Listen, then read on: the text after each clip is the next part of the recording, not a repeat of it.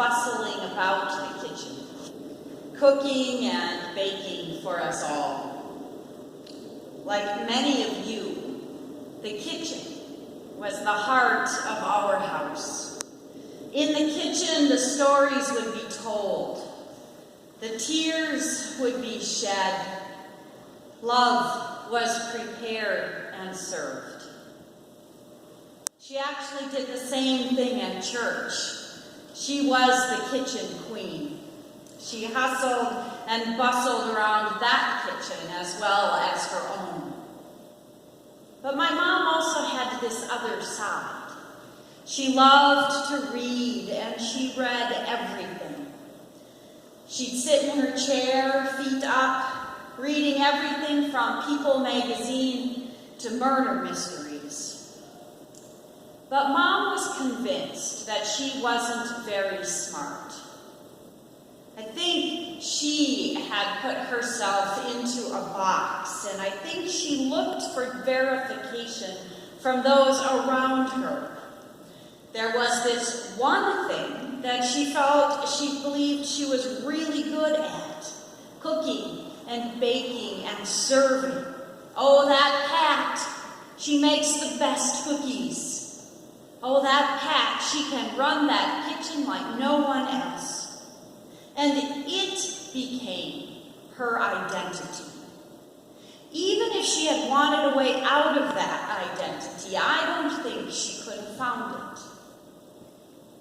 All of us have people like that in our lives, just like my mom. They are our siblings, our friends, our children even. Some of us are that way too.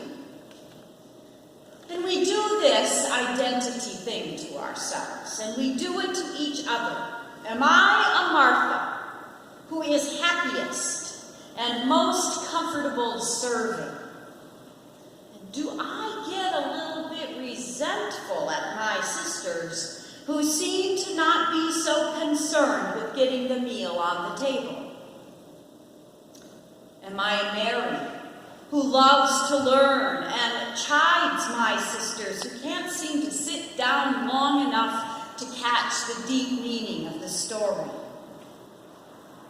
But when we construct this scenario, it is filled with words like resentment, jealousy, expectation, responsibility. And we put ourselves and others into identity boxes that may not be helpful and that are hard to dismantle. I think we've put our sisters, Mary and Martha, into this same box. And it's so very hard to dismantle that box. You see, focusing on what Mary and Martha are doing seems to get us into this same box every single time. And I wonder if focusing on who Jesus is encouraging them to be and who Jesus is encouraging us to be may help us to break out of that box and see this story of our sisters, Mary and Martha, in a new way. And maybe that way may help us pay attention and open our eyes to the Christ who is in our midst. We are in the midst of Luke's story. And just like the one we heard last week, the story of the compassionate Samaritan, we hear this one that is so very familiar. It is so familiar that many of us, as soon as we hear the names Mary and Martha, we jump to identify ourselves, or even are identified as a Mary or a Martha. And when we do that, we invoke all the stereotypes that each of those represent. So today I want to take a deeper dive. What may we be missing when we go immediately to the question of who am I, Mary or Martha? So Jesus is a guest at the house of Martha, who is distracted with much serving. Mary sits at Jesus' feet, listening to his word. There is very little other detail. So it is left to us to wonder, Mary and Martha are sisters. Do they get along? Is one jealous of the other? Where are all the people who travel with Jesus? Why don't they have anything to say about this? We've heard Lazarus is Mary and Martha's brother. Where is he? How is it that Martha is even hosting this single Jewish man? What is Jesus doing at their home? The story doesn't really suggest anything about a prior relationship between Mary and Martha and Jesus. It seems almost as if Jesus just showed up at Martha's door. Do they know him? From what we know of this culture, that shouldn't be happening. But the gospel writer seems unconcerned with all of our concerns. Maybe we are so very distracted. So what is Luke concerned about? Why is Luke telling us this story about these sisters? We've often assumed that this is a story about who or what is better. Sitting at Jesus' feet learning or clapping around in the kitchen getting things done. But I don't think that this is a competition about who is better. I don't think that Jesus would enter us into a sibling competition. But sometimes, as we visit these two women in their home, we come away feeling like we lost. Either I'm a Mary and I'm not doing enough, or I'm a Martha and I'm not quiet enough. I'm sunk no matter what.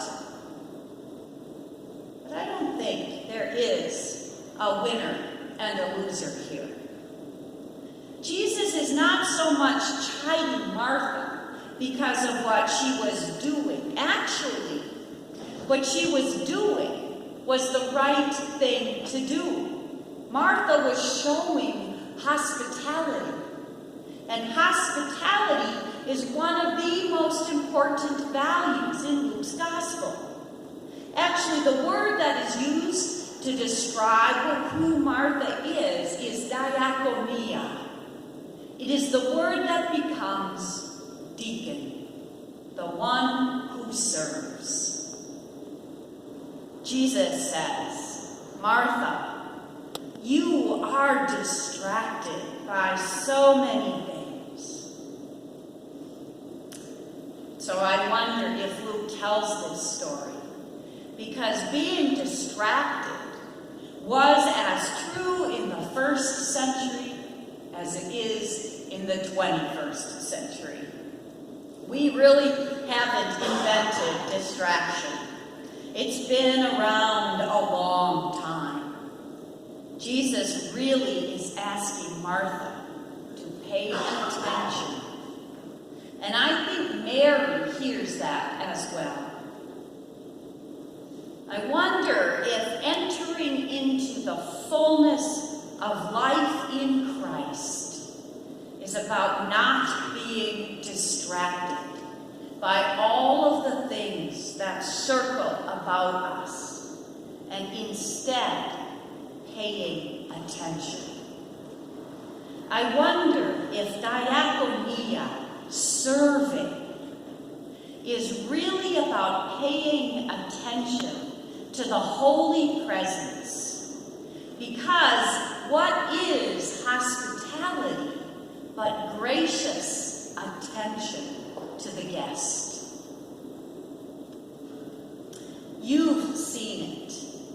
do it. I know you do. In the middle of a conversation, in the middle of a meal, sometimes in the middle of church, your phone rings. You get a text message. Something on Facebook catches your attention, and off you go. You're driving in your car. Your phone beeps. Your eyes leave the road for a moment. Being distracted may be the greatest danger to us right now in so many ways. It surely is in driving, but it is a danger to us in relationships as well. Being distracted puts a wedge between me and thee, and there's even a more insidious distraction going on today.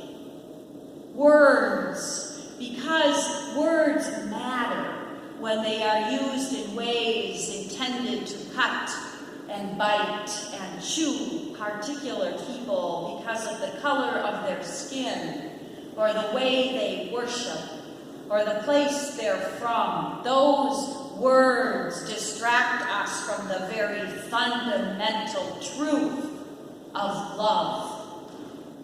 Don't be distracted by the words and the antics of some who want to call our attention away from the very basic commandment given by Jesus. Love one another. Love your neighbor. Pay attention. Paying attention is not only good for our health, but it is good for our heart. Paying attention to the holy presence right in our midst. Not thinking about or worrying about the next thing, the other thing, or the wrong thing. Mary and Martha had Jesus right there, in their living room. The holy presence sitting in their most comfortable chair. And still, something else was more important. Resentment, anger, guilt, or even arrogance. We must not let our attention be drawn from the one who says, love your neighbor, and who died for that truth. And we must not let our attention be drawn from actually loving our neighbor. The good news is that Jesus is in our midst too. The holy presence is in our midst too. God is with us. We need not be distracted, that we cannot still ourselves. Be present. Pay attention. Jesus may be in our most comfortable chair, and most assuredly, Jesus is in the person who is hurting, imprisoned, or exiled. Jesus is in the person you meet in the grocery store, the homeless woman in the park. Jesus is in the one who is sitting right next to you. Pay attention. Don't be distracted.